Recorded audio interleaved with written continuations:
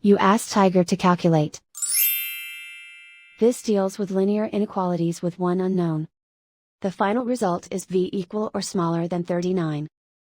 Let's solve it step by step. Isolate the v. Multiply both sides by 3.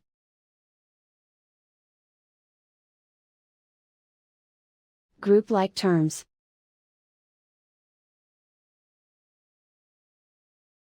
Multiply the coefficients.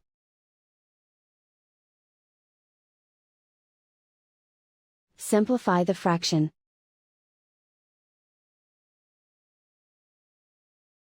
Simplify the arithmetic.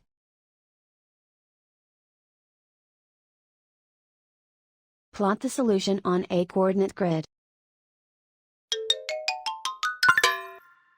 And so the final result is v equal or smaller than 39.